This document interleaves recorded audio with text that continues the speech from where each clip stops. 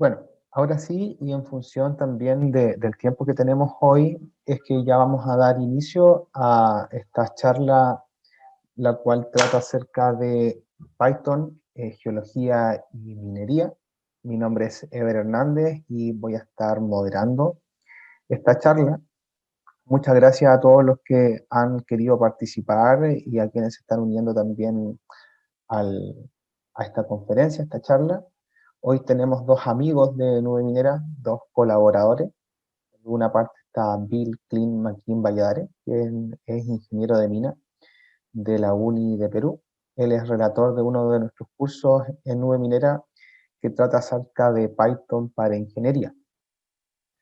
También luego vamos a tener una ponencia de Aldo David Carlos Villasana, quien también es colaborador de Nube Minera con un curso de Machine Learning aplicado a geología justamente. Él también es geólogo de la UNI de Perú. La agenda de esta charla, vamos a ver una pequeña introducción muy breve, un tanto de motivación de lo que es aprender a programar en Python para ingenieros de minas, para geólogos.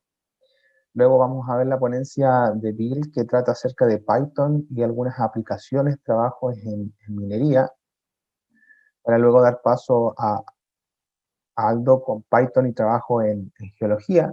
Y finalmente sortear un curso a algunos de los participantes del día de hoy que estén conectados, obviamente, de un curso que va a ser elección que tenga que ver con Python. En Nube Minera tenemos unos 5 cursos que tienen relación con Python en distintas temáticas. Entonces, una de las grandes preguntas o de las reiteradas preguntas que nos hacemos es si es que como ingenieros de mina, o como geólogos o como profesionales de ciencias de la Tierra, tenemos que saber programar, porque años atrás el hecho de la programación, de quien sabía programar, estaba ligado únicamente a aquellas carreras de informática, de computación. El ingeniero de mina, el geólogo, veía un tanto lejano el- la necesidad de aprender a programar. Y la interacción que tenía con la programación era muy lejana a través de programas, de software ya desarrollado, donde no se veía la programación en sí, el código, por ende, el geólogo, el ingeniero de mina, estudiaba el cómo utilizar un cierto programa, un cierto software para resolver problemas, pero nunca pensaba en programar justamente. Entonces, ¿cuáles son algunos beneficios de aprender a programar para nosotros? Primero que todo es dejar de ser consumidor de tecnología para ser creador de nuestras propias soluciones. Hoy en día, cuando queremos resolver un problema, cuando queremos hacer un trabajo de universidad, cuando queremos hacer un proyecto, cuando tenemos una consultoría o cuando queremos hacer algo para nuestra empresa, es que necesitamos de utilizar un programa, un software. Y sabemos que los software no todos son libres, no todos son gratuitos, sino que la mayoría, en minería sobre todo, en el área de minería, son software de pago. Por ende, tenemos que aprovechar el prescindir del software comercial sabiendo programar y a la vez dejar de ser un consumidor de la tecnología, como reitero, para ser creador de nuestras propias soluciones. Hay veces que los software tampoco tienen programadas las soluciones que nosotros buscamos. Hoy en día hay algo que está siendo muy popular, que es el Machine Learning, la inteligencia artificial, y el saber programar en Python está muy ligado al poder utilizar algoritmos de Machine Learning, de inteligencia artificial, que muchas veces todavía no los vemos incorporados en software comercial, donde quizás alguien busca una alternativa distinta a la que esté programado un software comercial, y la oportunidad justamente de saber programar les va a dar esa respuesta. Lo tercero que quise destacar es la posibilidad de mejorar procesos y metodologías con nuevos algoritmos, lo cual nos adentra en lo que es la investigación o el aportar en la empresa en la que estemos insertos. El otro día conversaba con algunos jóvenes y ellos decían cómo destacar siendo nuevo en una empresa, cómo destacar siendo joven sin experiencia. Aquí hay una gran posibilidad de que jóvenes que no tienen experiencia, pero sí tienen las capacidades, el conocimiento eh, para poder implementar nuevas metodologías a las antiguas que se vienen dando. Para cerrar esta breve introducción y dar paso a la ponencia de Bill, es que acá podemos ver un gráfico donde hay barras que están relacionadas con el número de descubrimientos de minas de oro en el mundo y hay unas curvas que tienen que ver con el gasto en exploración, en billones de dólares. Y si se fijan, en los últimos años ha disminuido el descubrimiento de minas de oro, dado que ya se van haciendo menos, obviamente, y aumentó el gasto en exploración. Entonces acá hay una gran oportunidad para poder disminuir esta amplitud, esta gran diferencia que existe entre los descubrimientos de minas de oro y el gasto en exploración. Hoy en día hay una empresa que se llama Goldspot, que es una empresa nueva, la cual utiliza Machine Learning, algoritmos de Machine Learning, justamente para mejorar los sectores en los cuales se realiza la exploración y poder disminuir esta exploration spending, el gasto en exploración, en base al número de descubrimientos que va en una tendencia a la baja. Así, esto se realiza con programación, ellos utilizan Python y con conocimientos de algoritmos de Machine Learning pueden dar solución a este gran problema y están siendo muy populares en empresas mineras que los están contratando. ¿Se fijan? Entonces ellos utilizan programación, utilizan Machine Learning y resuelven un problema de billones de dólares en la industria. Sin más que agregar, ya voy entonces a dar paso a la presentación de Bill. Bill, no sé si me escuchas, ¿estás ahí? Hola, ¿qué tal? Buenos días. ¿Cómo están? Hola Bill, bien, bien. Bueno, Bill es, como mencionaba, ingeniero de minas de la Universidad Nacional de Ingeniería. Él es relator de uno de nuestros cursos en nube minera. Posee grandes habilidades en programación en Python, en Visual Basic y software de diseño de mina. Ha realizado trabajos de optimización en procesos mineros mediante la programación, tanto en áreas operativas como en planeamiento de minado. Y hoy nos trae algunas aplicaciones que ha desarrollado justamente con Python y también los viene a motivar un poco a aprender de lo mismo. ¿Qué tal? ¿Qué tal? ¿Cómo estás, Ger? Hace Bien, tiempo Bill, adelante. que no nos veíamos. ¿Se ve mi pantalla? ¿Se logra ver? Sí, Bill, perfecto. Vemos tu pantalla de programación en Python. Hola chicos, ¿qué tal? ¿Cómo están? Me presento, soy Bill McKean Valladares, ¿no? Ya tengo un tiempo desarrollando en Python y vi un gran nicho, ¿no? Cuando salí de la universidad, justamente por lo que comentaba Heber, ¿no? Que es el tema de que somos jóvenes, a veces no tenemos la experiencia, pero sí tenemos la capacidad. Entonces tenemos que proponer formas diferentes de hacer las cosas, ¿no? Así la mayoría no quiera, siempre tenemos que estar viendo cómo podemos mejorar las cosas, cómo podemos hacerlas más prácticas, ¿no? Evitar los trabajos repetitivos y tediosos, ¿no? Entonces, chicos, vamos a comenzar. Hoy vamos a hablar un poco de programación Python y aplicaciones mineras. ¿Están bien, chicos? Actualmente yo estoy elaborando como desarrollador de software junior en MyTech Risk Analysis. Es un startup chileno, justamente, que está desarrollando software para planeamiento mina. Entonces, vamos a ver un poquito de Python. ¿Está bien, chicos? Un poquito de Python. Bill, disculpa, Python es no sé si ¿sí? puedes expandir tu diapositiva. Ah, sí, claro. Disculpen. ¿Se ve? Ahí Ahora sí, estamos. Bill, perfecto. Listo. Disculpa. Claro. Vamos a ver el tema. Ahorita voy a apagar mi cámara para concentrarnos en ese tema. ¿Dónde está? Ok, listo. Primero, Python es un lenguaje de programación de alto nivel interpretado y desarrollado por Guido van Rossum. ¿Ok?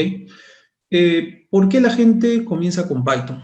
Justamente tenemos que Python es muy fácil de aprender, es la palabra, es fácil de entender también, ¿no? Y tiene una curva de aprendizaje bastante corta, comparado con otros lenguajes. Entonces, algunas de las características que maneja Python y que lo hacen lo que es, ¿no? Primero es multiplataforma, tiene tipado dinámico, fuertemente tipado y orientado a objetos. Cuando hablamos de multiplataforma, estamos hablando de que tu script puede ejecutarse de la misma manera en una Mac, en una Linux o en Windows, sin ningún problema. Cuando les dije que es un lenguaje interpretado, quiere decir que hay un intérprete que se ejecuta, lee tu código, lo traduce a código máquina y ejecuta. ¿Está bien, chicos? Siempre que nosotros ejecutamos un script Python, un aplicativo, lo que sea, estamos llamando al intérprete. El intérprete es el que se encarga de leer nuestro código y convertirlo a código máquina. Ahora, el tema de fuertemente tipado es una característica que dice que no permite operaciones entre tipos de datos no compatibles. Yo no puedo sumar números y textos, ¿no? Eso no es coherente.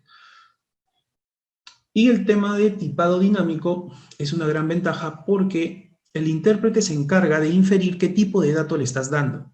Si tú le das un texto delimitado entre comillas, dobles o simples, lo va a interpretar como un string. Si le das un número, solamente el número 5 lo va a interpretar como un entero. Si le das el 5.5 como un flotante. Si das un conjunto de datos separados por comas entre llaves, lo va a tomar como una lista. Entonces, o entre corchetes, disculpen, lo va a tomar como una lista. Entonces, el intérprete hace bastante sencillo, ¿no? Bastante sencilla nuestra vida, porque internamente se encarga de hacer todas estas cosas que en otros lenguajes tendríamos que hacer. ¿Está bien? Ok, entonces, ¿por qué Python? Python cuenta con una comunidad grande y activa. Chicos, la comunidad de Python crece y sigue creciendo. Todos los días se siguen desarrollando nuevas librerías, se siguen incluyendo funcionalidades en las librerías ya existentes y como es open source, nosotros podemos contribuir. ¿Está bien, chicos? Entonces, así ha comenzado Python, ¿no? A crecer, a difundirse y a ir aumentando esta comunidad. Justamente la gente se involucra con los proyectos, la gente ahonda en los proyectos, comienza a dar soluciones, corrige el código, ¿no? Y siempre está de esa manera dándose soporte. Es una retroalimentación continua.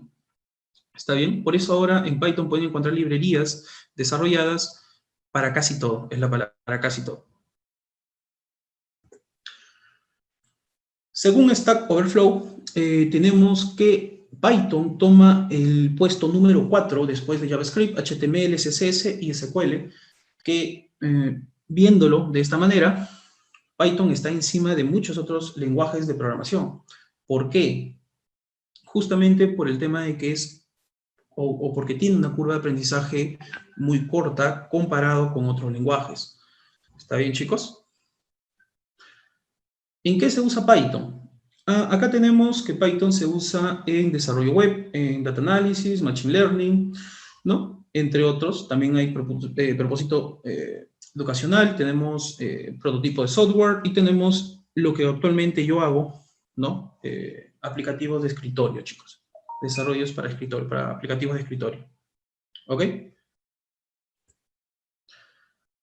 Entonces, como les dije, no es un lenguaje multipropósito.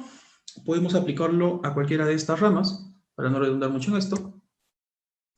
Algo que sí voy a mencionar es el tema de las librerías, porque creo yo que justamente es lo que necesitamos saber. Esto es como que un pequeño repaso de las librerías que tenemos disponibles. Tenemos muchas más, pero estas son las que más se destacan, ¿no?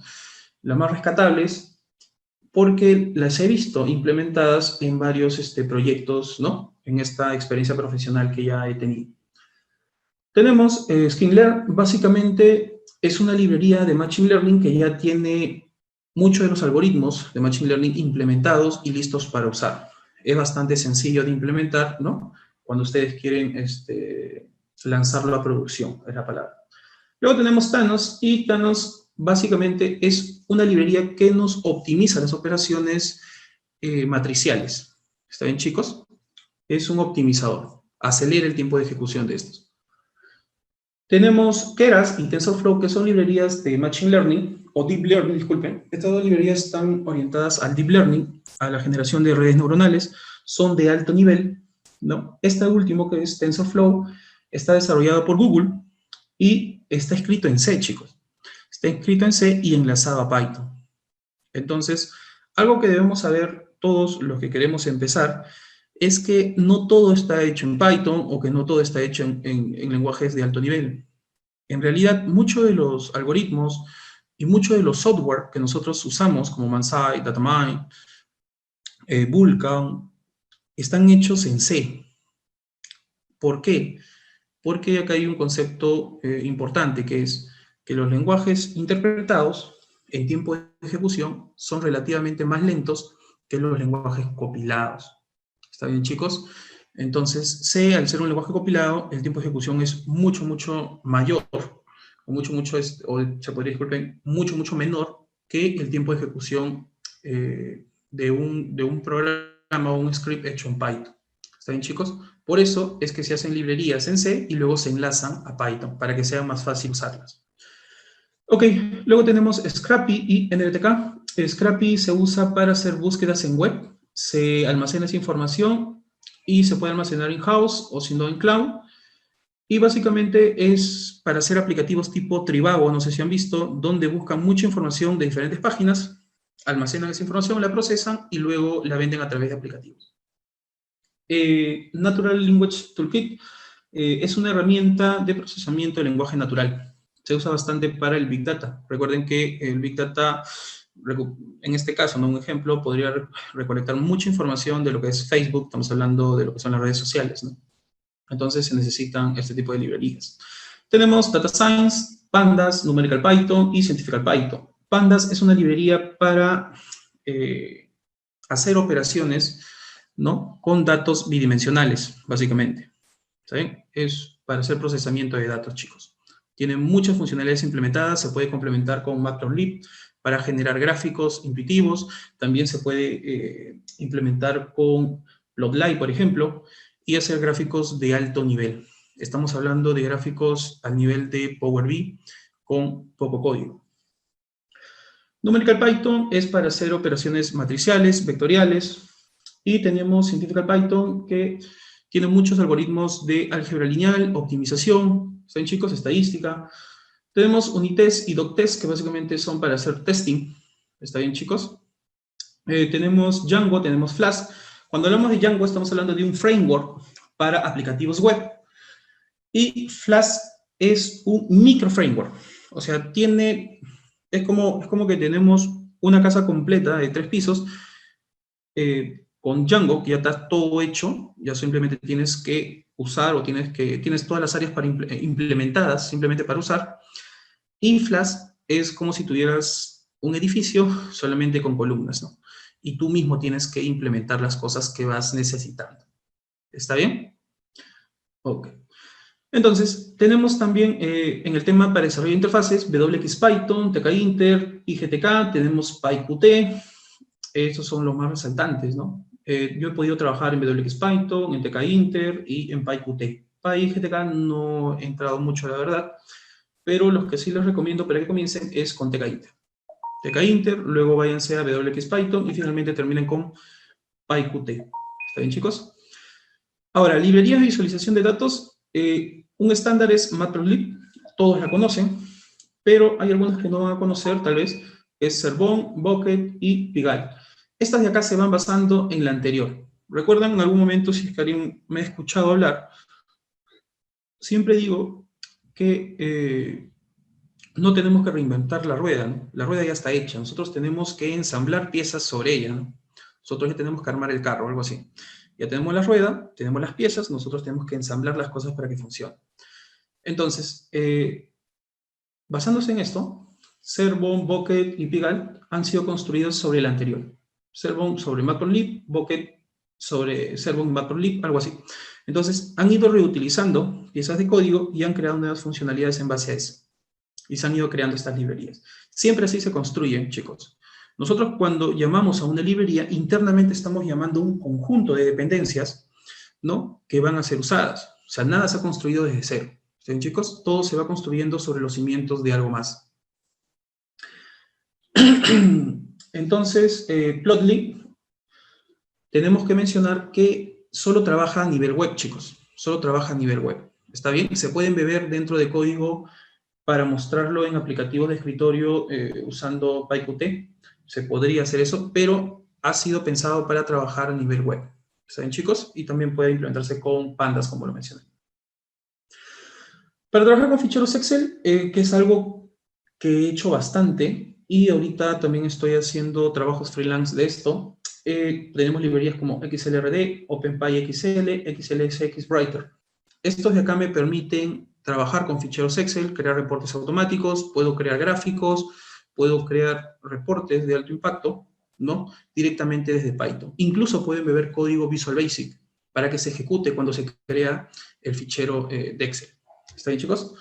Luego tenemos SQL Alchemy, tenemos Orator. Estos dos son Object Relational Mapping, algo así se llama, pero son unas capas de abstracción. ¿Qué es lo que hace esto? Básicamente, cuando nosotros trabajamos inicialmente, pensamos en bases de datos, ¿no? Trabajamos con sentencias SQL. Ya. Esto evita que hagamos eso. Genera una capa que separa tu código y tu base de datos. Literalmente, yo hago consultas a la base de datos a través del código de la librería. Por ejemplo, SQL tiene su propio código, Orator tiene su propio tipo de código para hacer consultas. Pero internamente, esta librería transforma nuestro código y hace las consultas en SQL a la base de datos. Entonces, yo me conecto como si fuera un objeto, ¿no?, y hago las consultas a la base de datos. ¿Está bien, chicos? ¿Por qué hacen esto? ¿Por qué usan esto? Porque yo puedo migrar de diferentes tipos de bases de datos sin tener que mover nada de código.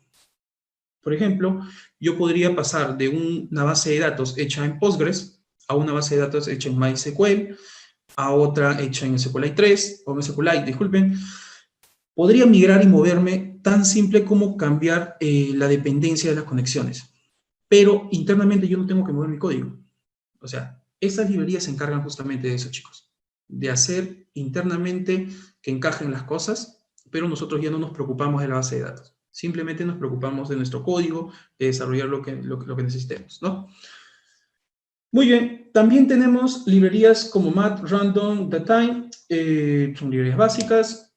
Luego tenemos librerías de base de datos como MySQL, PyMySQL, SQLite 3, que son las más simples que van a usar. También pueden usar pgCco2, que es para conectarse con Postgres. También pueden usar PyMongo o PyMongo, si se llama así, para conectarse con una base de datos no relacional. Ahorita las bases de datos no relacionales están tomando también mucha importancia.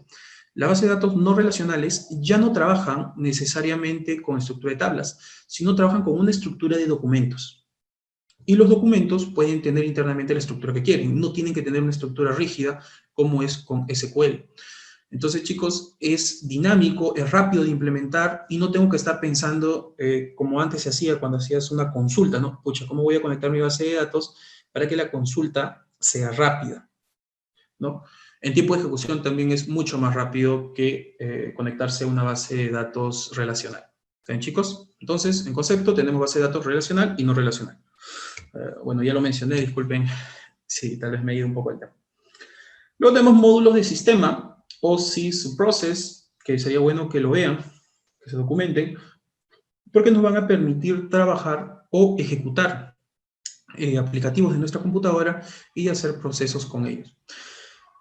Luego tenemos librerías de software minero como Grail, que es para Mansai, Vulkan, es para Vulkan, ArcPy, si no me equivoco, es para ArcGIS, Ahora también está GenPy, creo que es, ¿no? GenPy. Sí, creo que es GenPy. No sé si me equivoco. Justamente he estado viendo su funcionalidad y es una bestia, la verdad, para los geólogos. Literal, tiene todo construido, ¿no? Y es fácil de implementar. Python para programar videojuegos, tenemos Pygame, Pandas 3D, tenemos también otras, en realidad no solo son para videojuegos, sino también son para hacer aplicaciones multimedia, chicos. ¿Está bien? Aplicativos así, con botones, con cosas así bien, bien interactivas para el usuario. ¿Está bien? También acá puede entrar lo que es PyOpenGL, ¿no? Si es que quieren trabajar solo con Python o directamente con OpenGL. No sé, últimamente estoy entrando bastante a eso, así que es bastante interesante, chicos. Acá cuenta con una gran cantidad de librerías incluidas, además de otras más creadas por la comunidad. A ver, chicos, tenemos que entender dos cosas en Python. Tenemos, primero, uno que es la página oficial, el proyecto oficial, la Fundación Python, que se encarga de guiar este proyecto que es Python, de decidir qué caminos va a tomar, ¿no? Esos son la fundación. ¿Está bien? Guido Manson forma parte de, antes era el único director, ahora no, es una comisión de un grupo de personas que toma decisión, ¿no? Sobre este proyecto, pero hay una comunidad, la comunidad desarrolla librerías complementarias, y créanme, la comunidad es muy, muy grande, muy grande. Si es que ustedes se van a PyPy, si se lee así, van a poder encontrar librerías para casi todo, para kriging, para geología, para, bueno, hacer operaciones especiales, hacer operaciones específicas con kriging, disculpen, pero hay para todo, conectarse a archivos Word, Excel, PowerPoint, eh, también archivos de, ¿cómo se llama esto de acá? ¿Cómo se llama este de acá? Disculpen, archivos de AutoCAD, todo tipo de archivos. O sea, hay librerías que ya tienen funcionalidades implementadas, que tenemos, obviamente, que aprender a usarlas, ¿no? Siempre hay una documentación, generalmente, y siempre traten de buscar una librería que tenga mucha gente interactuando. ¿Está bien, chicos? Que tenga mucha gente interactuando, que tenga mucha gente colaborando. Ahí lo van a ver un loguito, así como el que estuvimos viendo anteriormente. Van a ver esto. Si ven muchas personas así, es una librería que da soporte, es una librería que continuamente se está dando soporte, que si tú encuentras un error, lo cuelgas como un issue, alguien de la comunidad te va a ayudar a resolverlo o alguien de la comunidad va a tratar de generar una solución. ¿Está bien? Muy bien, chicos. Entonces, estos son los lugares donde deben aprender a buscar. Otra cosa, para los que son novatos, chicos, para los que son novatos programando, tienen que ver el tema de Help.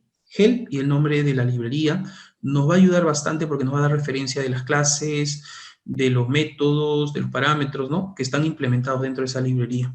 ¿Está bien? También pueden usar dir, dir, para listar todos los que son los métodos y las clases, ¿no? Disponibles. Los métodos, disculpen, y los parámetros disponibles. ¿Ok, chicos? Muy bien. Entonces, dijimos que era multiparadigma. Tenemos programación estructurada, programación funcional y programación orientada a objetos. Todos los que comienzan con programación estructurada, lineal, y llegan, la mayoría llega hasta programación funcional, que crea funciones y luego las llama, ¿no? Las funciones son como pequeñas tareas que tienen que resolver, entonces, ya, creo una función que resuelve una tarea específica y la llamo cuando necesite. Así de simple. La programación funcional es de arriba hacia abajo, normalmente todo dentro de una hoja, y se va ejecutando línea por línea. Si hay un bucle, se queda en el bucle hasta que termine el bucle y luego continúa la ejecución. Y lo más bonito que hay es programación orientada a objetos. Cuando entiendan los conceptos, cuando quiten ese miedo a programación orientada a objetos, van a descubrir todo un mundo de posibilidades, chicos. Van a descubrir todo un mundo de posibilidades y pueden desarrollar proyectos realmente escalables, es la palabra. Porque a veces nuestro proyecto en código lo hacemos correr, pero está tan mal hecho, porque no sabemos muchas veces los conceptos, que no se puede escalar. Que para escalarlo es un sufrimiento, ¿no? Tienes que volver a refactorizar todo el código y analizar. Por eso, chicos, cuando quieran ya, o cuando estén decididos a meterse un poquito más en el tema de programación, les recomiendo siempre aprendan programación orientada a objetos, ¿no? Bases de datos, siempre tienen que aprender un poco de base de datos, no mucho, pero un poco, y así ustedes van a poder realizar aplicativos de valor para las empresas en que trabajen, o simplemente proyectos personales, ¿no, chicos? Ok. Bien, chicos, esto es lo que pasa tras bambalinas cuando nosotros estamos ejecutando un aplicativo. Cuando nosotros ejecutamos un programa, estamos viendo qué es la interacción de un conjunto de paquetes. Y de ahí viene, ¿qué es un paquete? Un paquete es un conjunto de módulos. ¿Qué son los módulos? Un conjunto de sentencias. Las sentencias son un conjunto de expresiones. Expresiones son un conjunto de objetos. Entonces, chicos, cuando les digan que Python es multiparadigma, es verdad, pero en esencia Python es un lenguaje de programación orientada a objetos, chicos. ¿Está bien? Orientada a objetos. Ahora, algo que mencionar en el tema de los módulos es que los módulos son archivos Python, son archivos de extensión .py. Si estamos hablando del lenguaje Python, también así se estructura para otros, ¿no? Son archivos de extensión .py que resuelven una tarea específica. Y todos esos se agrupan dentro de una carpeta para resolver, se podría decir, un módulo específico de mi aplicación. Recuerden que las aplicaciones tienen diferentes módulos, ¿no? Cuando hablamos en minería tenemos OpenPit, Underground, tenemos lo que es el tema del schedule, para hacer lo que es la planificación y demás. Entonces imagínate que cada módulo está dentro de una caja y dentro de esa caja hay muchos ficheros y esos ficheros van ejecutándose dependiendo qué vas llamando, ¿no? O sea, van llamando a las funciones que tú vas necesitando. Entonces, más o menos así es como se estructuran las aplicaciones, chicos.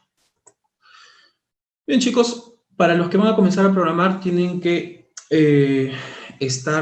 tener presente que la frustración es parte del proceso. ¿Está bien, chicos? Es parte del proceso. Hay momentos en los cuales van a querer mandar a la misma todo, y hay momentos cuando logran resolver el problema en los cuales se van a sentir esa emoción, ¿no? ¿Por qué? Porque primero es desde el punto de vista de logros, ¿no? Tu logro personal, y segundo, vas a ver que mucha gente tal vez no lo ha podido hacer y tú sí. Entonces tienes que ser persistente. Si hay amanecidas, toca amanecidas, hasta que entiendas por qué las cosas están, por qué está fallando tu código, ¿no? Si lo quieres ver desde ese punto. ¿Por qué está fallando y por qué no funciona como debería funcionar o como tú pensabas que debería funcionar tu código? Ok, chicos, en mi experiencia, como les dije, he trabajado también para empresas acá en Perú como desarrollador freelance. He tenido la oportunidad de aprender Vulkan, ¿no? No solo el software, sino también el lenguaje de programación, disculpen, la librería de Python, en la cual puedes modificar y puedes manipular modelos de bloques, objetos dentro de Vulkan, como tú desees, ¿no? Justo hice publicaciones ahí acá en Nube Minera, algunas publicaciones con Heber. Y acá es un ejemplo simple, ¿no? Como con una función yo puedo subdividir un modelo de bloques dependiendo las vetas, ¿no? ¿Con qué criterio estoy dividiendo? Lo estoy dividiendo por las vetas. Incluso estoy filtrando qué campos son los que necesito. ¿Entienden? Entonces, estos procesos, estas tareas automatizadas, solo son posibles con programación, chicos. Lo que manualmente un chico se demoraría un montón, ¿no? Duplicando el modelo de bloques, eliminando los campos que no necesita y demás, en menos de un minuto se puede hacer, chicos. Dependiendo siempre, ¿no? El modelo de bloques, porque hay modelos de bloques que se demora 2 o 3 minutos en levantar. Son inmensos. Y cuando tienes que hacer muchas operaciones, también. Pero básicamente eso, chicos. Puedes hacer procesos que demorarían un día o 2 días en minutos. Esa es la posibilidad, esa es la oportunidad que te da programar, ¿no? Esa es la ventaja competitiva que te da programar sobre otro. Esto es un ejemplo que también lo vemos en el curso, y básicamente es cómo generamos, ¿no? Un reporte directamente desde un modelo de bloques, chicos. ¿Está bien? Para esto usamos librerías como tkinter, pandas y OpenPyXL para generar justamente este tipo de reportes. Este de acá es un trabajo que me pidieron justamente para el tema de buscar la ruta que genera el mayor valor, ¿no? El mayor valor en un proyecto. La idea de este software o este aplicativo que hice justamente es ver cuáles son los periodos de mi proyecto, ¿no? Cuántos periodos tiene mi proyecto, y ver todas las posibilidades que tengo. genero mi grafo, y en base a esto, elegir cuál es la opción que me da mayor valor, ¿no? Mayor bang a mi proyecto. ¿Cuál le da el mayor bang a mi proyecto? Entonces, justamente esto fue muy interesante para mí porque ya comencé a entrar a otro tema de grafos y demás, ¿no? Siempre tomen proyectos diferentes, chicos. Proyectos que los van a ayudar a entender más cómo funcionan las cosas. ¿Ok? Entonces, acá usé TK-Inter, usé XLXWriter, Shutil y Dijkstra. Dijkstra es un algoritmo para buscar el mínimo, la ruta más corta, ¿no? Pero le hice modificaciones a la librería, ahí todo avesado, y pude lograr modificarlo justamente para lo que quería, que era buscar la ruta de mayor valor. Esto de acá es lo mismo que esto de acá, solamente que obviamente mucho más robusto, genera reportes mucho más robustos. No los puedo mostrar por temas de confidencialidad, pero son cosas que se pueden hacer, ¿no? WX Python, Shtil, XLXWriter, Pandas, son necesarios para esto. Luego, como les dije, también pueden generar gráficos. Este es un ejemplito que hice para ustedes. Gráficos de líneas y otros. Generas todo el proceso, simplemente llamas a la función y la usas cuando necesites. Automáticamente te genera, ¿no? Este tipo de reportes en base a la información que tú le das hoy. Lo procesa y demás. Bien, chicos, esto de acá, estamos hablando de simulación de procesos. Voy a ejecutarlo, eso simplemente es un video de los que tengo en LinkedIn, pero esto ha sido hecho en Random, NumPy, Pygame, SQLite 3, ¿no? Todas estas librerías las he usado para poder crear esto. Pero también tengo que recalcar que Python tiene su propia librería para hacer simulación, y esta se llama SymPy, si no me equivoco. ¿Por qué no he usado SymPy? Porque SymPy me restringe un poco el tema al momento de hacer la parte gráfica, ¿no? La parte gráfica. Entonces, lo que decía hacer es básicamente tratar de replicar lo que hace GPS. No sé si han visto el tema de GPS. Ahí en mi LinkedIn también pueden ver ahí un video de cómo se hace simulación con GPS y Proof. Básicamente hice eso, ¿no? Generé los bloques de código y después hice que los objetos se muevan dentro de esos bloques de código. Acá, como podemos ver, estamos viendo los objetos yendo de un punto a otro, cargando material, descargando, y vemos cómo, por ejemplo, los botaderos van almacenando esa información. ¿Ven, chicos? Este video se hizo también para demostrar programación orientada a objetos. A veces es un poco difícil de entender cómo se relacionan los objetos entre sí a nivel de código, pero visualmente creo que es más fácil de entender. Tengo un objeto que es botadero, tengo un objeto que es camión, y estos dos están interactuando, ¿no? Y como vemos, por resultado de esta interacción, tenemos que el botadero aumenta en tonelaje, el material que está almacenando, y el camión se libera de ese material, ¿no? Entonces, podemos ver acá claramente cómo hay una interacción, igual con la pala. La pala le da material al camión, y el camión ya, como parte de sus variables, como parte de sus atributos, ya tiene carga, ¿no? Esto de acá es programación orientada a objetos. Aunque no le expliqué, la programación orientada a objetos trata de abstraer o representar el mundo real. ¿Está bien, chicos? Trata de abstraer el mundo real y las interacciones que se dan entre estas entidades en el mundo real. Por ejemplo, tú y tu banco, eh, tú con otra persona, ¿no? Tú en tu casa, incluso otro tipo de objetos, ¿no? Por ejemplo, el carro y el parqueadero, no sé, lo que quieran imaginar, chicos, lo que quieran imaginar, básicamente se puede representar desde el punto de vista de código. Ya. Y esto de acá, por ejemplo, hay formas sencillas de hacer animación 3D. No tienen que limitarse al uso de arenas, al uso de ProModel, al uso de GPS, que son de pago, ¿no? Obviamente. Nosotros podemos crear con código todas las dependencias, ¿no? Para hacer simulación, chicos. En este caso, esta es una simulación 3D que estaba haciendo, donde pueden ver cómo interaccionan los objetos, ¿no? Por ejemplo, el camión cargado sale, pero el siguiente camión no puede entrar hasta que este libere la vía. Igual, este no puede entrar porque no hay otra cámara de pase. Entonces, en estos puntos de descanso he puesto cámaras de pase, o he tratado de imitarlo, de representar las cámaras de pase como lugares de descanso. Entonces, libera y recién puede entrar. ¿Está bien, chicos? Esto acá es una simulación en 3D que se ha hecho con Blender, se ha complementado con Blender.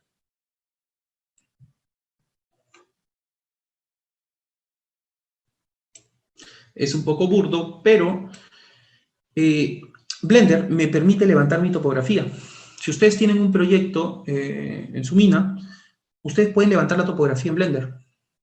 Y después de haber levantado la topografía en Blender, ustedes pueden dibujar sus rutas y con código pueden simular su mina completamente. Recuerden que Python es libre, simplemente tenemos que ser capaces de abstraer lo que está pasando. ¿Está bien, chicos? Tenemos que estudiar un poco más o practicar hasta que seamos capaces de abstraer las cosas al nivel que las podemos representar computacionalmente. Ahora, un comentario sobre la simulación. Chicos, la simulación no es la primera opción para dar solución a los problemas. Eso hay que tenerlo en cuenta. Siempre cuando ustedes lean libros cuando lean temas de simulación, se van a dar cuenta que primero, antes de hacer simulación, tenemos que hacer un estudio. No directamente se hace una simulación. Se tiene que ver cuáles son los parámetros que más influyen dentro de mi modelo, ¿no? Entonces, si detecto primero cuáles son los parámetros que más influyen, yo trato de simular esos parámetros dentro de mi modelo. No simulo todo, no simulo detalle por detalle, sino simulo simplemente los parámetros que más influyen dentro del modelo. ¿Está bien, chicos?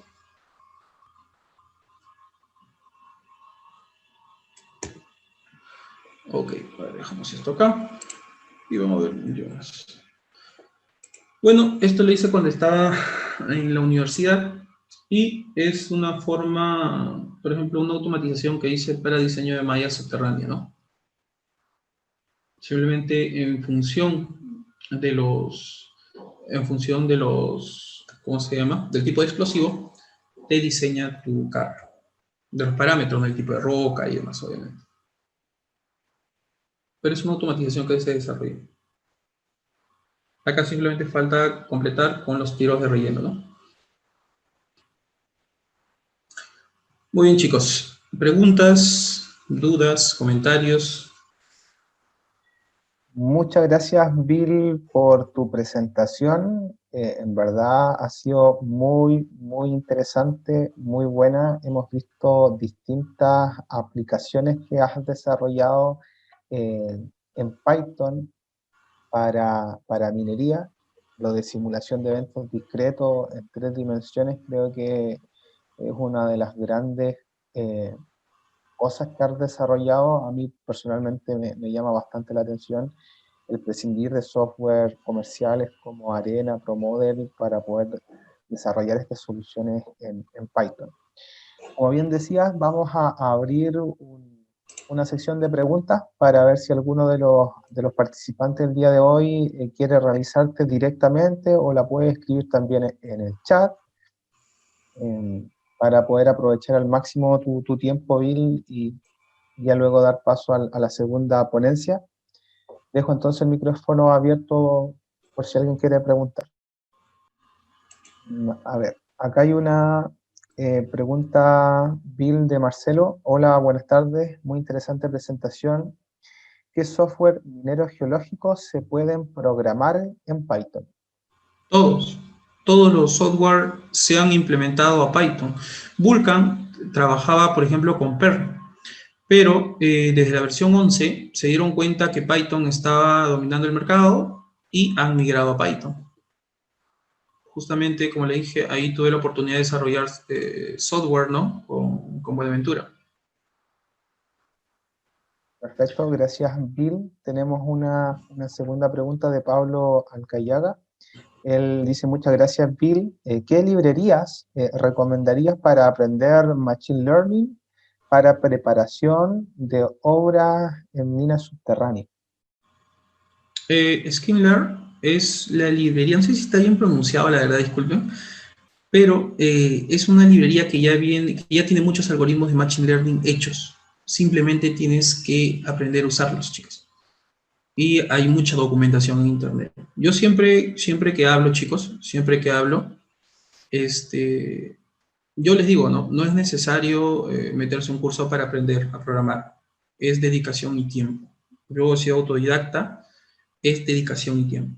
Siempre un curso te ayuda, obviamente, porque ya te resuelve las dudas, ¿no? A veces lo que a mí me ha demorado 2, 3 días, estar mirando el código y diciendo por qué carajos, disculpen la palabra, no funciona, eh, a veces los cursos te lo solucionan en un minuto, ¿no? Porque es la experiencia que alguien más te está transmitiendo. Bien, gracias Bill. Tenemos otra pregunta de Felipe Galvez. No, de Marcelo Datamai, nuevamente. Si Datamai también, ¿qué diferencia? Y bueno, si es que también se puede programar en Datamai con Python, entiendo. ¿Y no, qué diferencia existe entre Python y R? que yo sepa, Datamai no. Datamai sigue con su JavaScript para toda la vida, creo. Pero JavaScript también es un lenguaje interpretado.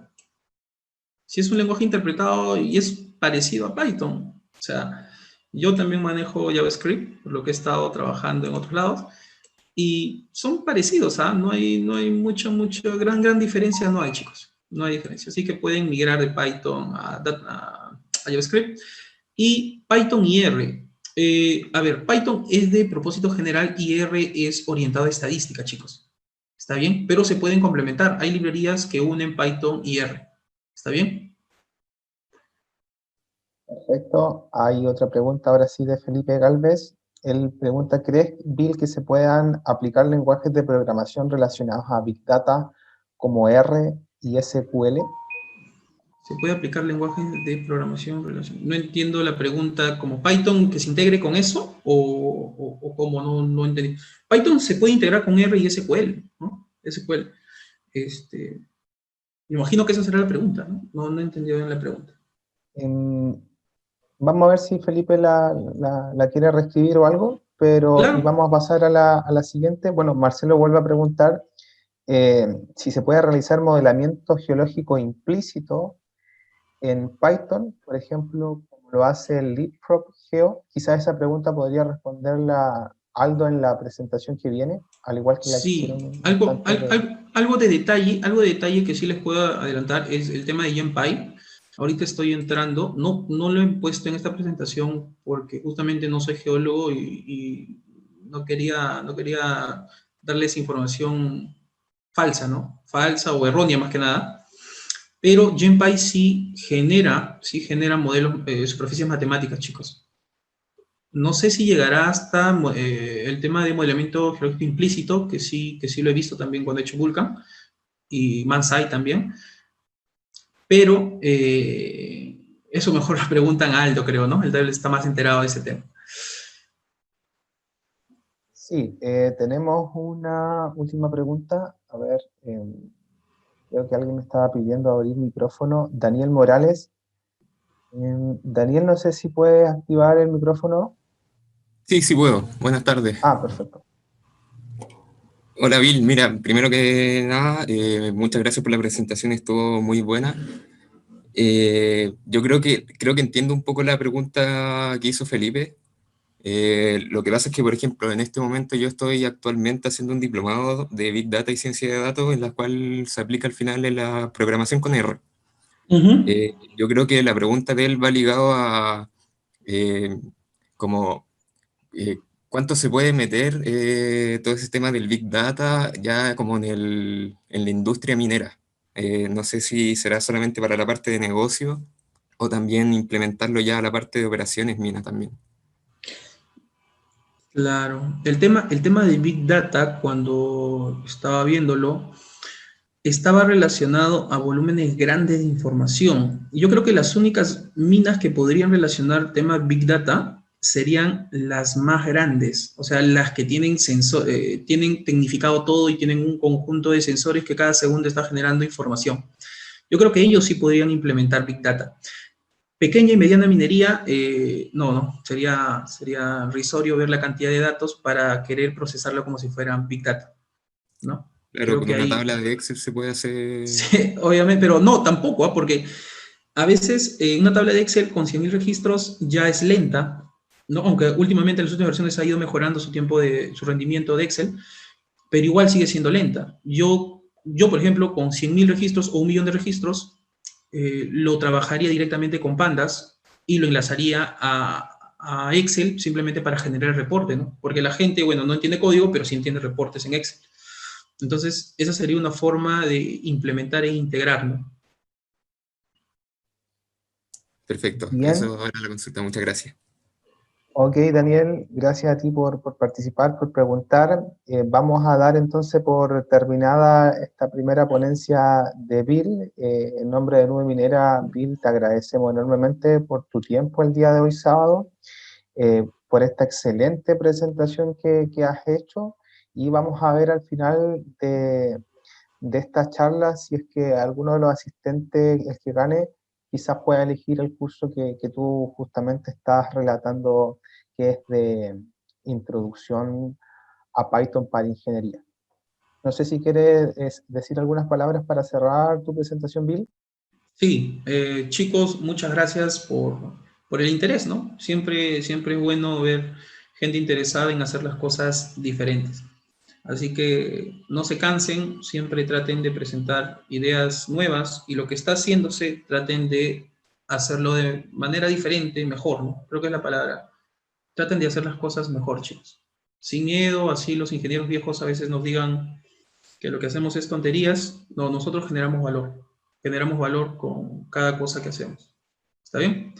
Un gusto. Estamos viéndonos en otra ocasión. Muchas gracias. Chao, Bill. Muchas gracias a ti. Vamos a dar entonces paso a la segunda presentación del día de hoy, que está a cargo de Aldo David Carlos Villasana. Él es geólogo también de la Universidad Nacional de Ingeniería en Perú. Es un profesional apasionado por la tecnología, al igual que Bill, con vasta conocimiento en base de datos, machine learning, inteligencia artificial y también programación en Python. Eh, Aldo, como reitero, es geólogo y va a compartir con nosotros hoy temas relacionados con justamente aplicaciones de Machine Learning. Aldo, no sé si puedes compartir tu pantalla. Sí, gracias, Ever. Ahora lo... Perfecto. Entonces te Se, dejo, Aldo, para que tú comiences con tu presentación. sí, muchas gracias. ¿Se ve perfecto? ¿Se puede observar? Sí, se ve perfecto, Aldo. Ahí está Ok, perfecto. ok. Bueno, ante todo, bueno, muchas gracias, buenos días. Voy a explicarles un poco de las aplicaciones directamente del Machine Learning en geología, ¿no? Creo que Viles nos ha explicado, bueno, ha podido explicar muy bien cómo el Python funciona y todas las funcionalidades, las librerías que tiene y las herramientas que te dan, ¿no? Y uno de los campos que en estos últimos años ha crecido bastante es el campo de la inteligencia artificial, ¿no? El campo del machine learning, aprendizaje automático, y ya cuando trabajamos con volúmenes mucho más grandes de datos, estamos hablando ya de deep learning, ¿no? Pero ¿de qué viene el machine learning? Vamos a ver un poco de cuál es el concepto de inteligencia artificial, ¿no? Inteligencia artificial en la geología. Hay un ciclo del machine learning que cuando uno hace un programa o realiza un software, tiene que seguir un proceso, ¿no? No puede ir directo a modelar y a implementar algoritmos, ¿no? Hay una secuencia de tratamiento de datos y hay un proceso, ¿no? Y vamos a ver aplicaciones y finalmente algunas conclusiones y relacionados todo a inteligencia artificial en geología, ¿no? Machine learning. Entonces, empecemos un poco del contexto actual y cuáles son los tipos de aprendizaje, ¿no? Inteligencia artificial, ¿no? Cuando hablamos de inteligencia, hablamos de una facultad netamente humana, ¿no? Que es la capacidad que una persona tiene para poder aprender en base a sus experiencias, ¿no? Uno desde niño o desde que nace, mejor dicho, ya está aprendiendo en base a las vivencias que uno mismo tiene. Y cuando hablamos de inteligencia artificial, hablamos de esa capacidad que que tiene el humano, pero que hacemos que la máquina imite o simule ese comportamiento inteligente, ¿no? Pero ¿cómo simula ese comportamiento inteligente? Es porque la máquina está tratando de aprender en base a experiencias, ¿no? Pero ¿cuáles son sus experiencias? En este caso son los datos, ¿no? Los datos que uno se genera extraído por sensores, extraídos durante procesos en minería, en geología, ¿no?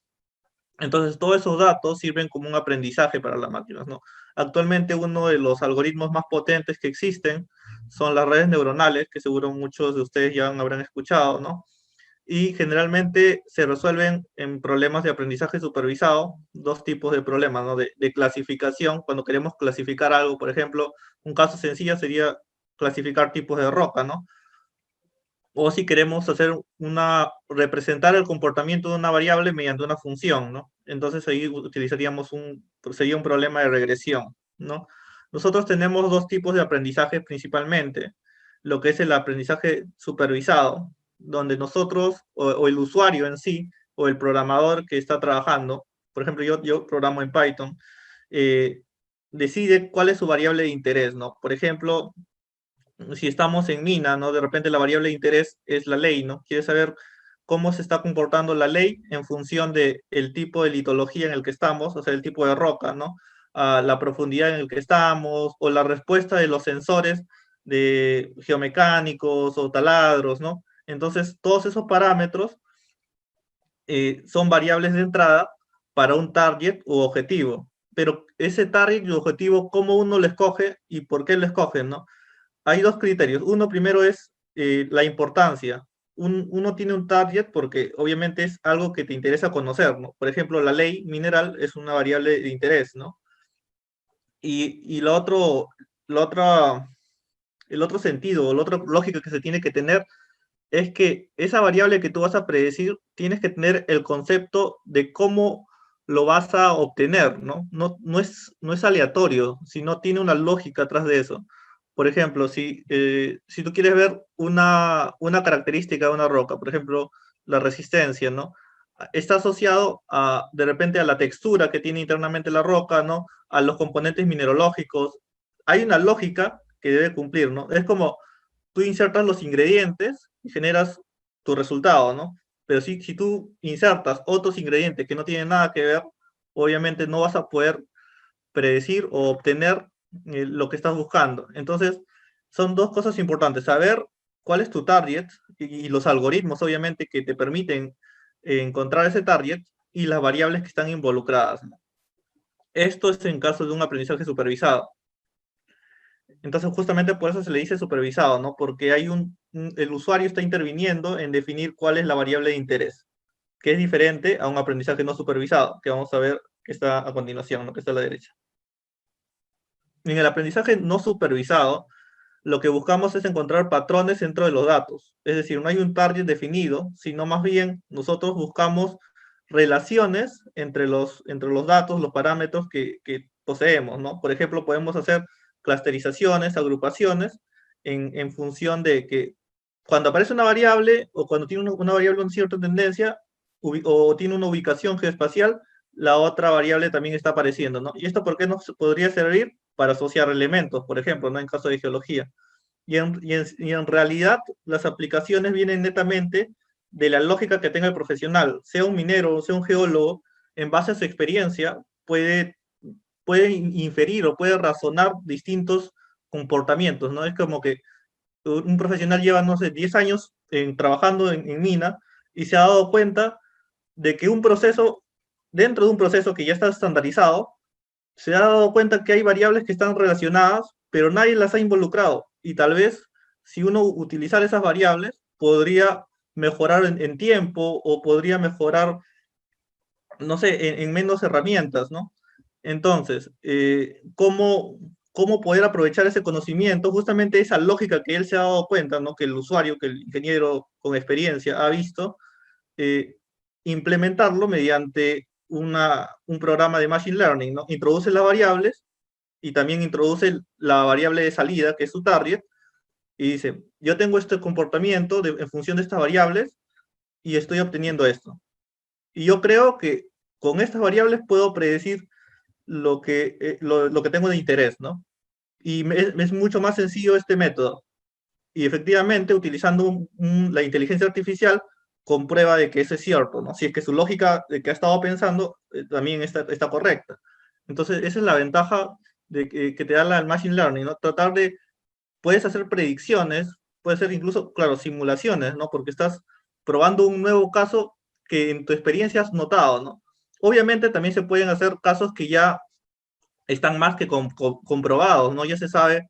Y entonces justamente esos ejemplos los vamos a ver a continuación. Por ejemplo, actualmente la inteligencia artificial está bastante difundido en el mundo, ¿no? Seguro ya han visto los robots, las aplicaciones en detectores, en sensores, incluso en la misma vida diaria, uno trabaja usando Google, YouTube o incluso en nuestro día a día, ¿no? Cuando uno ve Netflix, esos programas, esas aplicaciones tienen sistemas de recomendación, ¿no? Y esos sistemas de recomendación están basados en inteligencia artificial, ¿no? Incluso en medicina, en la banca, para ver si se le da un préstamo a una persona o no. Todas esas áreas, industrias, incluso, como les decía, en el entretenimiento, están bastante involucradas la inteligencia artificial. Entonces ya está bastante difundido, ¿no? Pero ¿cuál es la situación actual en minería? De repente algunos aún no han tenido esa vivencia o la experiencia de trabajar en inteligencia artificial o probar o ver en vivo, ¿no? Vivir ese momento de estar trabajando en geología o minería con inteligencia artificial, pero esto ya está sucediendo y está abierto en realidad porque, por ejemplo, hace en medio año del 2020, este año, hubo un concurso mundial organizado por el gobierno de sur australiano que se denominó Gold Challenge, ¿no? Que su objetivo era predecir zonas económicas, es decir, targets de exploración en base a data, ¿no?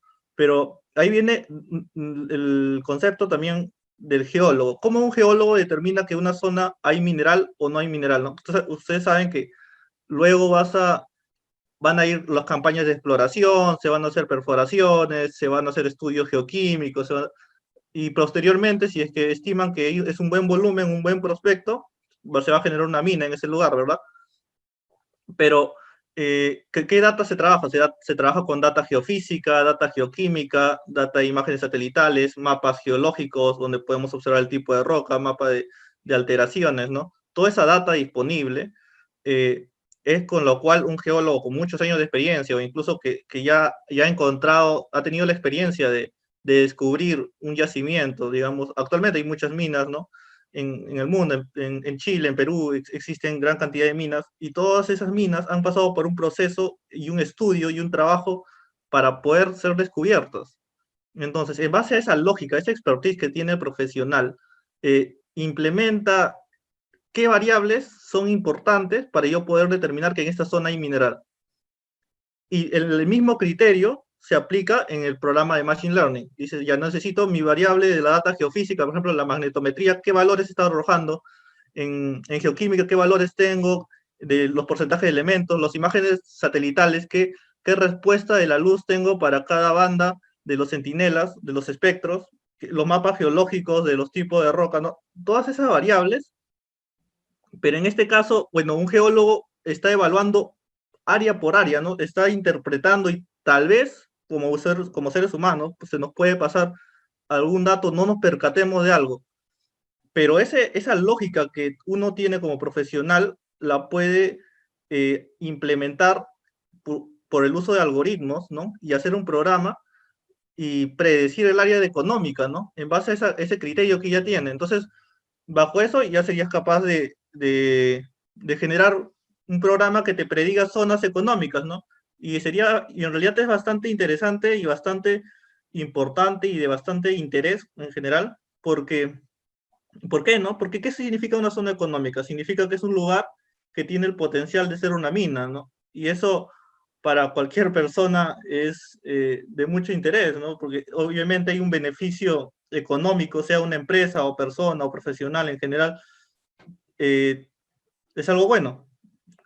Otro concurso que incluso actualmente está vigente es la Copa de Cobre, Es organizada también por una empresa australiana, que también es un concurso mundial, que trata de encontrar targets de exploración usando data de imágenes satelitales con los Sentinels, ¿no? Que miden la respuesta de los espectros de la luz en el terreno, ¿no? Y bueno, en este caso, dado la naturaleza de los concursos, se puede observar que, bueno, hay una variable de interés, ¿no? Que es el target de exploración, que es la zona económica. Entonces estaríamos frente a un aprendizaje supervisado y estamos trabajando con dos tipos de datos distintos, ¿no? Y acá, obviamente, como le mencioné, va a haber bastante la interpretación geológica y también el conocimiento de los algoritmos, ¿no? Ahora, por mi parte, bueno, yo estoy participando en Copa de Cobre, todavía no termina, estamos todavía realizando los algoritmos, pero también he hecho algunos programas de inteligencia artificial, Machine Learning en realidad. Bueno, Machine Learning es la herramienta de inteligencia artificial y en geología, ¿no? Como predicción de targets de exploración, que es justamente lo que estoy trabajando con los Sentinels, ¿no? Trabajando con las capas, pero como se vio, es muy recomendable trabajar con las capas de geofísica, geoquímica, porque te da una mayor robustez de tu base de datos, ¿no? Tu base de datos es más robusta, tienes más datos para predecir. Es como decía antes yo, ¿no?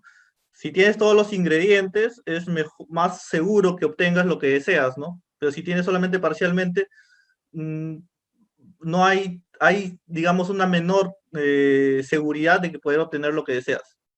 Pero ahí bastante tiene que ver también el criterio que uses, ¿no? Aparte también el conocimiento de los algoritmos de Machine Learning, ¿no? Por ejemplo, he hecho programas para predicción de litologías, tipos de roca, predicción de fases sedimentarias, pero nuevamente, ¿cómo predigo litologías, no? Las litologías están definidas, ¿no? Como un conjunto, una roca es un conjunto de minerales que están, bueno, bajo un cierto tipo de textura, ¿no? Dependiendo de su naturaleza, ígnea, sedimentaria, metamórfica. Entonces, yo podría predecir la litología en base a sus componentes, ¿no? Digamos, elementos traza de repente, porque cada litología está asociada a un porcentaje también de esos elementos. Entonces, hago esa predicción en función de variables que están asociadas con cada litología. De igual manera, por ejemplo, una fase sedimentaria, si yo hago los pozos petroleros, ¿no? Que hacen, o los pozos de exploración en petróleo, perdón, que hacen perforaciones, propiamente dicho, miden las respuestas geofísicas, ¿no? Mientras van taladrando, y en base a esos parámetros que botan los sensores, generan los sensores, se puede saber, estas respuestas de los sensores están asociados a este tipo de fase. Entonces, el programa aprende, cuando tengo estas respuestas, estoy en una fase sedimentaria de tipo, no sé, calizas, ¿no? Entonces, ese tipo de aprendizaje, pero ya bajo miles de veces, ¿no? Me permiten que yo pueda predecir una fase en función de los sensores, ¿no? Clusterización de imágenes al microscopio, ¿no? También trabajar con imágenes al microscopio a veces, bueno, obviamente es un trabajo que necesita bastante detalle, bastante minuciosidad, ¿no? Pero incluso el criterio que tiene un especialista para trabajar en ese tipo de, ¿no? de análisis, también es parte de la inteligencia, ¿no? Porque una persona está asociando variables, está asociando características, está asociando colores, respuestas a una etiqueta, a un tipo de mineral, ¿no? Esta respuesta del color de la fotografía en vista al microscopio es de un tipo de roca, ¿no? Es de un tipo de mineral. Entonces, esa lógica se le puede dar también mediante inteligencia artificial, ¿no? Pero la idea sería resolver de poder automatizar eso. Incluso ya hay programas creados, programas de software libre, para hacer una automatización de imágenes, ¿no? Seguro ya de repente algunos de ustedes ya han conocido que pueden extraer los colores, los áreas, los perímetros, ¿no? Dentro de una misma imagen. Y bueno, parte de eso también es lo que he desarrollado yo, ¿no? Entonces, bueno, esto es lo que estábamos hablando hace un momento, ¿no? Sobre lo que es la predicción de targets de exploración, integración de data geofísica, geoquímica, petrográfica, sensores remotos, imágenes satelitales, ¿no? Bastante importante. Acá se observa una imagen, ¿no? Que cómo trabajamos bajo distintas bandas, distintas capas de entrada, y predecimos nuestro target, ¿no? Finalmente generamos un mapa que me dice dónde pueden estar las zonas minerales, ¿no? En calor. Y los algoritmos, ¿no? O sea, tienes que tener la data, tienes que tener el criterio de cómo utilizar esa data, no es simplemente insertar por insertar, sino tienes que tener el criterio de cómo funciona y también entender qué algoritmo es el que resuelve tu necesidad, ¿no? O qué algoritmo es el que mejor se acopla para lo que tú quieres hacer. Y finalmente obtienes lo que deseas, ¿no? Que es un mapa de calor con tus zonas minerales. De igual manera, en este caso para la copa de cobre, se utilizan imágenes de sensores remotos, 7 millones de datos entrenados son lo que han hecho actualmente, y también, ¿no? Con distintas capas, pero en este caso son capas de sensores, pero una mapa de valor, ¿no? De zonas económicas. Ya. Entonces, ya para analizar un poco más a detalle, en realidad he hecho la presentación más que todo como idea general, no, porque justamente los códigos, el análisis de datos, porque Machine Learning en realidad involucra matemática, estadística, probabilidades, programación, y obviamente el conocimiento en minería o geología del profesional que va a implementarlo, ¿no? Por ejemplo, en este caso tengo una columna, no sé si se puede observar bien, pero en esta columna yo digo mi variable target es el setting tectónico, ¿no? O sea, la configuración tectónica. Por ejemplo, sabemos que estamos en un margen de subducción, ¿no? Que es un margen convergente. Entonces, pero no es el único margen que existe, ¿no? También tenemos intraplaca volcánicos. En el mundo hay distintos tipos de márgenes, ¿no? Pero estos tipos de márgenes están asociados a componentes, a una cierta composición dentro del magma. Hay ciertos compuestos presentes con una cierta abundancia para cada tipo de contexto tectónico. Entonces, vamos a hacer que aprenda a predecir ese contexto tectónico en base a los componentes que están presentes en el magma asociados a ese marco tectónico. Y puedo predecir. Y finalmente acá he mostrado acá la base de datos y al final lo que tengo, ¿no? Mi reporte de predicción. Predigo con un 91% las zonas de intraplaca volcánico y con un 77% los márgenes de convergencia, ¿no? El de esas fases sedimentarias, ¿no? Por ejemplo, tenemos acá siltstone grueso, dolomitas, siltstone fino, mudstone, paxstone, areniscas, ¿no? Shales, tipos de caliza. Entonces, voy a predecir en qué fase me encuentro, lo que había mencionado antes, en qué fase me encuentro en función de los sensores geofísicos, ¿no? Que se usan en los taladros y bajo qué nombre, en qué formación me encuentro, ¿no? Lo que son geólogos van a entender qué formación, cuál es el nombre del pozo. Son variables con los cuales ya he ido aprendiendo y luego es capaz de predecir, si estoy en la formación tal y hay esta respuesta geofísica, respuesta magnética, esta respuesta de densidad, entonces estoy probablemente en un siltstone fino, por ejemplo, ¿no? ¿Por qué? Porque he aprendido de muchos casos previos. Entonces, cuando nosotros queremos hacer un programa de Machine Learning, primero que nada tenemos que definir el problema. Y esto es vital, ¿no? Porque si tú defines mal el problema, puede que hagas una resolución muy compleja para algo que en realidad puede ser directo. Entonces, tú cómo defines el problema te va a ayudar bastante. Puede cambiar todo el futuro de tu proyecto solamente por cómo defines tú el problema. De repente estás escogiendo mal tu target, o de repente estás planteándolo de una manera que no te conviene, te complicas mucho. Entonces defines tu problema bien, cuáles son tus variables de entrada y cuál es tu variable a predecir. Luego, el análisis y preparación de datos es vital porque tienes que hacerlo de todas maneras. Tu base de datos nunca es prácticamente improbable o imposible de que esté perfecta. Siempre va a haber un mínimo error dentro de tu base de datos. Entonces tienes que o bien normalizar o estandarizar o bien hacer una depuración de valores NaN o tienes que hacer una transformación de variables categóricas porque son palabras. Por ejemplo, tipo de roca son palabras, ¿no? Entonces tienes que cambiarlo a una variable numérica utilizando la técnica. Por ejemplo, en este caso yo usaría el One Hot Encoding, ¿no? Que es una herramienta muy útil en Python para la transformación de datos categóricos a numéricos. Son muchas herramientas en realidad. Cómo disminuyes el sesgo de la distribución de tus datos. dependiendo del problema y de lo que vas a resolver, puedes utilizar distintas herramientas. GeoJohnson, Boxcoff, bueno, son nombres de herramientas en Python en realidad.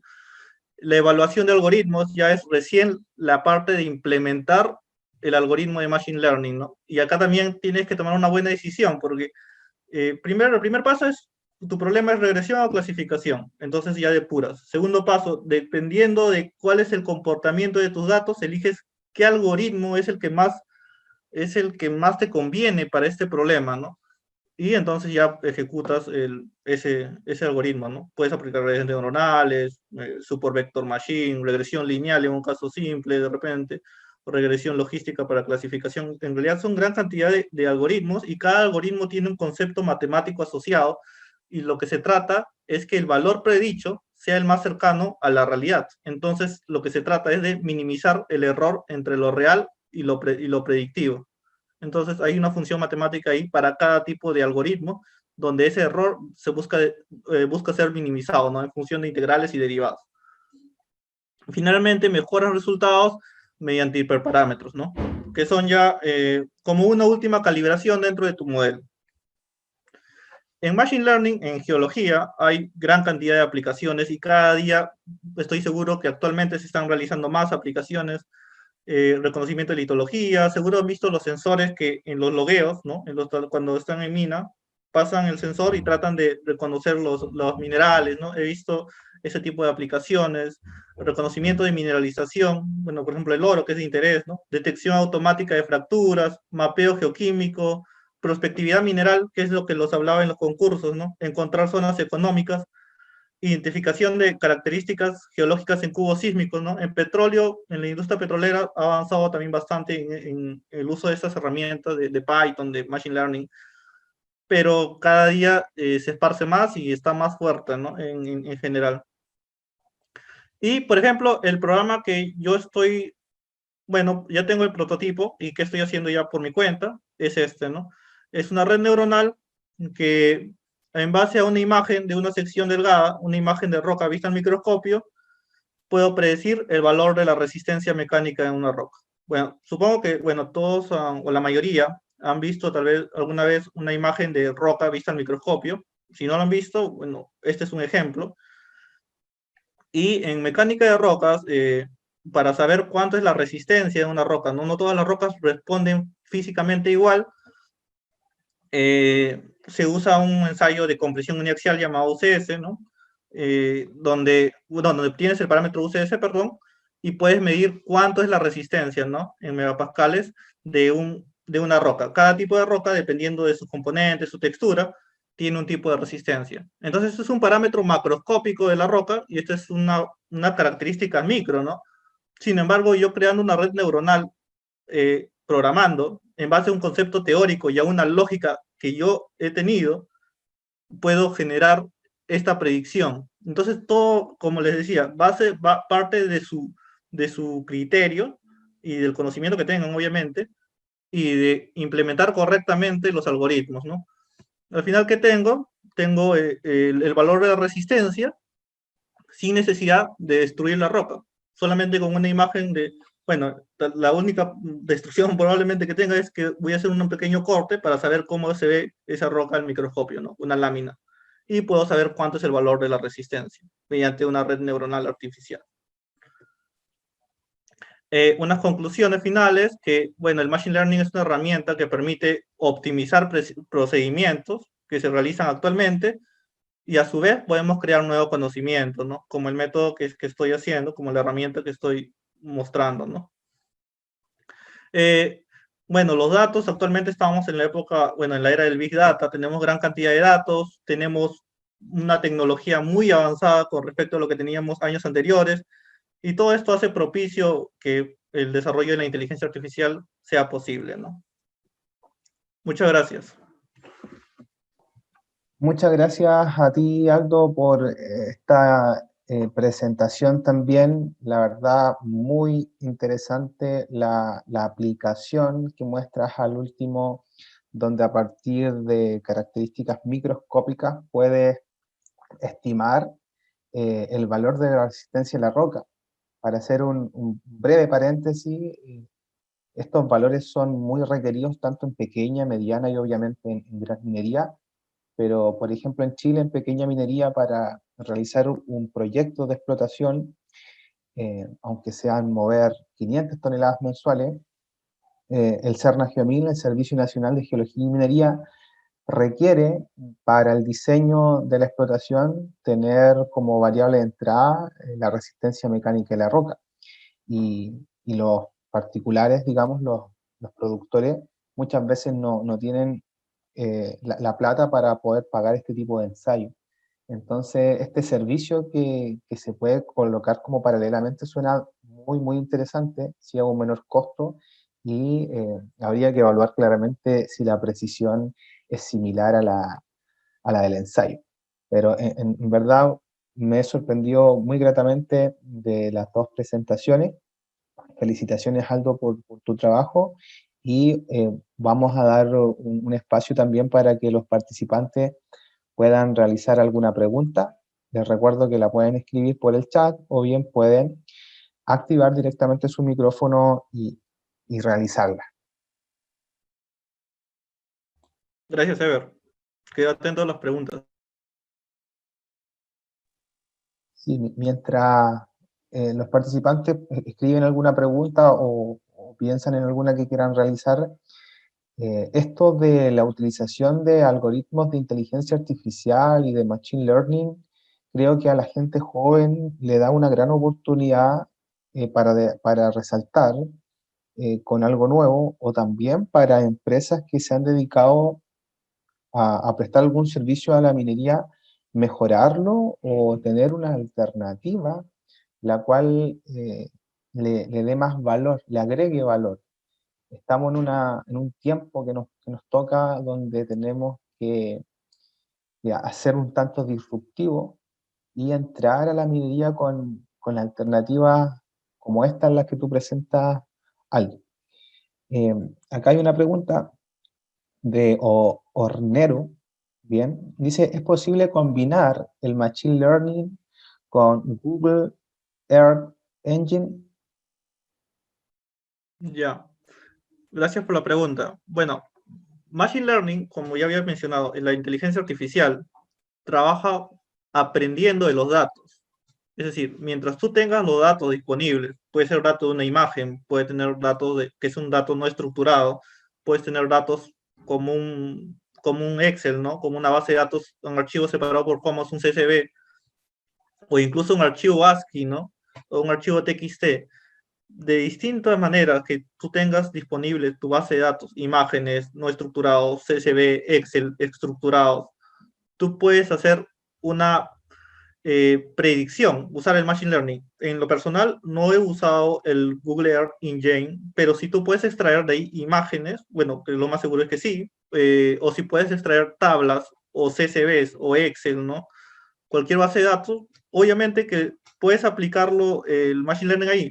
Mientras tengas datos, el Machine Learning va a funcionar, pero también, obviamente, necesitas tener, ahí también hay otras restricciones, ¿no? Tu cantidad de parámetros comparado con tu cantidad de iteraciones o tu cantidad de datos debe ser, la cantidad de datos debe ser mucho mayor que la cantidad de parámetros, ¿no? Primero, restricción. Segundo, que, bueno, en general va a variar dependiendo de la complejidad del problema, ¿no? A veces, cuando son problemas muy complejos, van a necesitar una cantidad mucho mayor de lo normal, ¿no? Por decenas de miles o centenas de miles a veces, ¿no? Pero por lo general podría trabajar, no sé, de repente con miles de datos nada más y no sería tan complicado. Gracias, Aldo. Tenemos otra pregunta de Víctor Barril. Él justamente pregunta si es que en esta aplicación que has desarrollado maneja el margen de error entre el ensayo y lo que tú propones con inteligencia artificial. Sí, y agradezco la pregunta porque sí es algo que quisiera hablarlo, ¿no? Tal vez se me pasó. Eh, sí, mira, bueno, en mecánica de rocas el valor de UCS, como bien has mencionado, es bastante importante, ¿no? Y el trabajo de esta red neuronal está basado en estudios previos que, bueno, vienen de los años 70, 85, perdón, y en el 2013 se volvieron a sacar nuevos estudios donde se hacía la predicción, obviamente, o sea, se vio la correlación entre el UCS con un parámetro llamado coeficiente de textura que se extrae de esta imagen. Y las predicciones en error eran menores que el 5%, en casi el 90% de los casos. Es decir, si tienes un UCS de 200, tu predicción daba 195. Y eso es, bueno, hasta donde yo tengo entendido, está todavía dentro del margen aceptable, ¿no? 200 de UCS, 195 está bien. El problema era que en muchos casos, bueno, no muchos, sino en, digamos, un 20% de los casos, los valores fallaban.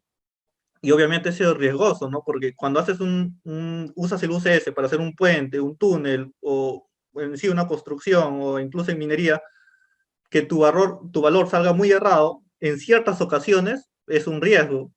Entonces, la idea de yo implementar esta red neuronal es corregir esos pequeños casos donde los estudios previos no pudieron llegar o tuvieron esa limitación por algún X motivo, ¿no?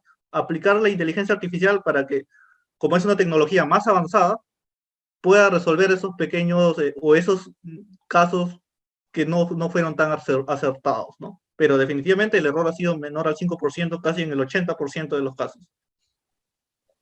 Muchas gracias, Aldo, por esa respuesta. Creo que es un tema que nos interesó a todos. Tenemos una pregunta ahora de Marcelo.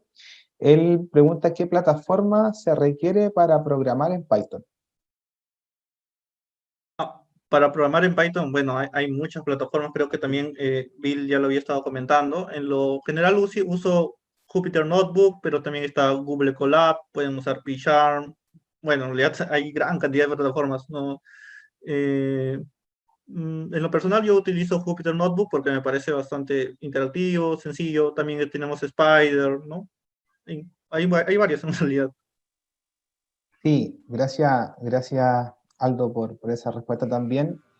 Como decía Bill en la presentación anterior, no hay que inventar la rueda. El aprender a programar Python para los que están queriendo hacerlo no es escribir bloques y bloques y bloques de código, sino que es tomar lo que ya está hecho, buscarle una utilización para nuestros fines y conocer más o menos lo básico para empezar a armar programas.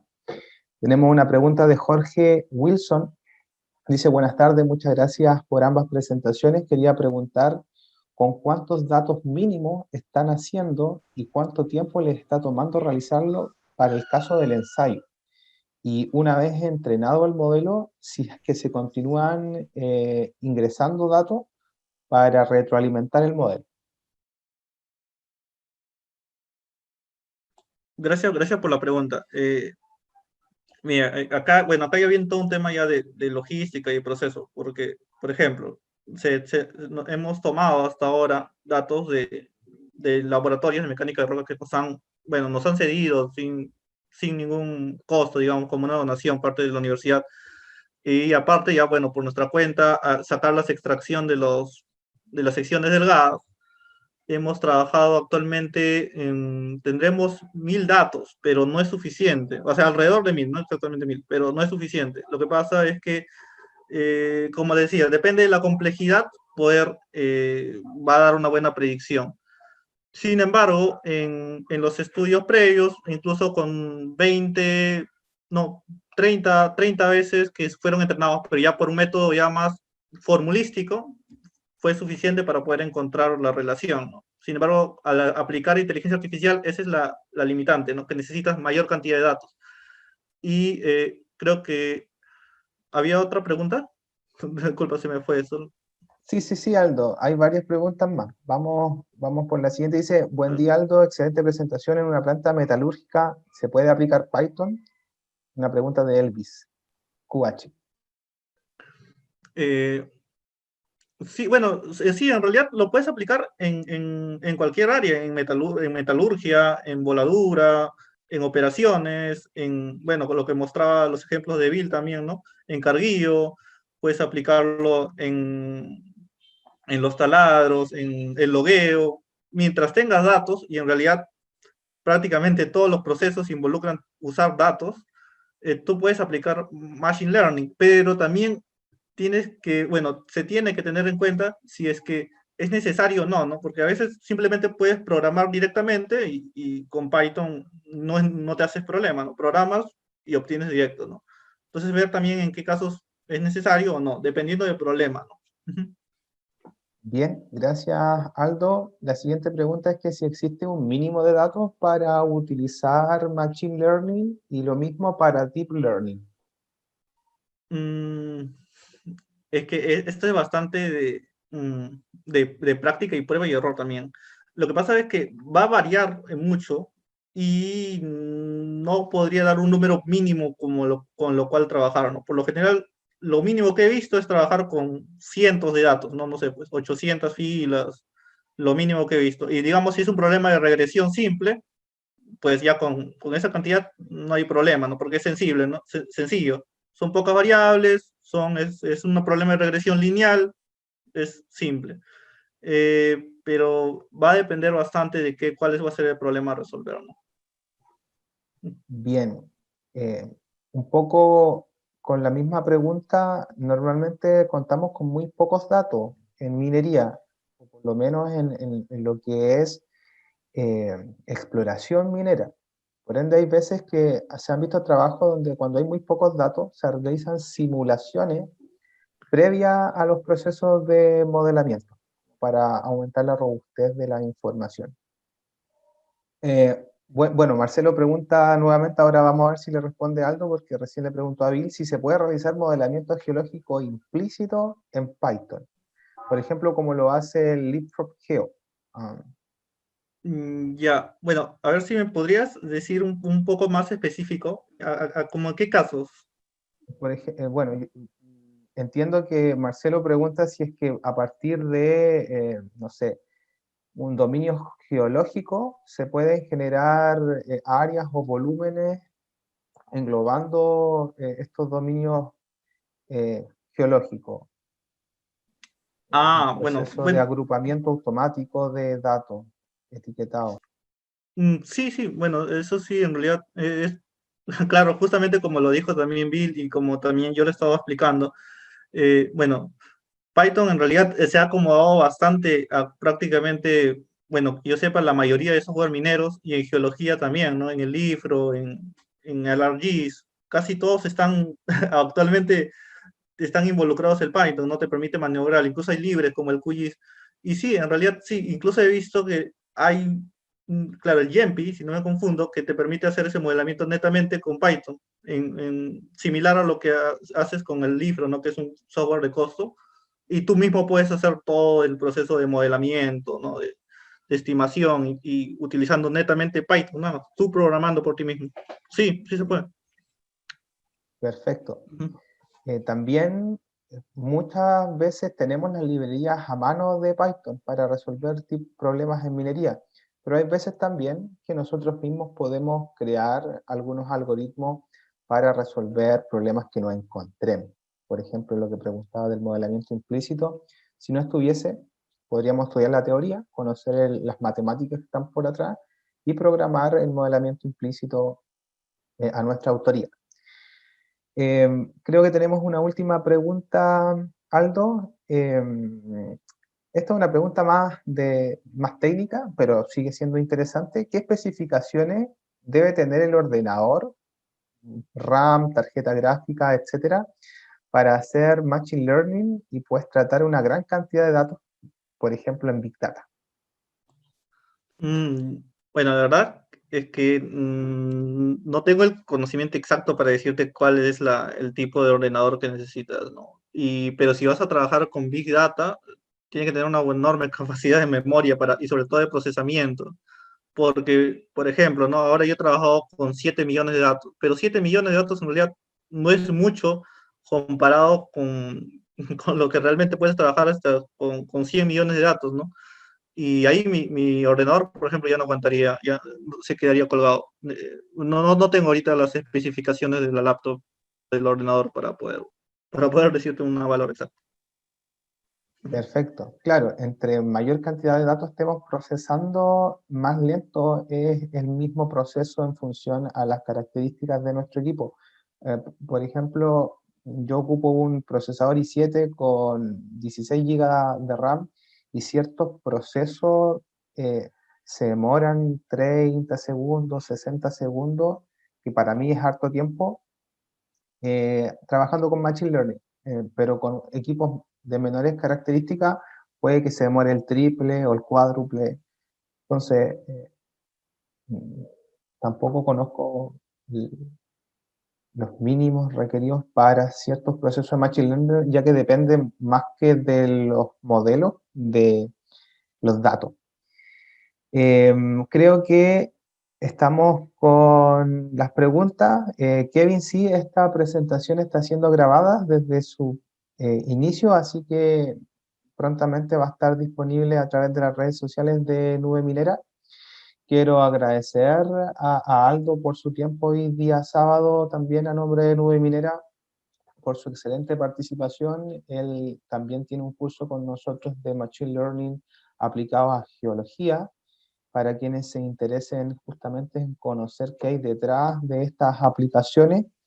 Agradecer a todos los asistentes, a los participantes en esta charla, que viene a tener como objetivo difusión del lenguaje de programación en Python, de motivarlos a ingenieros de minas, geólogos y otras profesiones a que estudien, que aprendan Python, que desarrollen sus propias soluciones, que dejemos de prescindir del software comercial y que mejoremos algunos procesos en minería, en geología a través del nuevo conocimiento. No sé, Aldo, si quieres decir algunas palabras de cierre tú. Sí, bueno, primero, bueno, agradecerte, Ever, agradecer a Nube Minera la invitación y pues, pues nada, como tal he dicho en la presentación, bueno, lo que más, y repito siempre, es que el potencial de la inteligencia artificial y el machine learning, en mi caso yo como geólogo hablo en geología, es enorme, la verdad, es enorme, porque hay muchas variables que no han sido cuantificadas, porque siempre ha sido como que bastante interpretativo. Así que cada variable que se esté cuantificando ya, estás creando una nueva aplicación. Así que es un campo de oportunidad para cada geólogo en sus distintas áreas, la verdad. Solo eso y gracias, Eder. Perfecto, bien. Ahora para cerrar ya la charla, vamos a sortear entre los participantes un curso a lección que tenga relación con Python, que esté disponible en Nube Minera.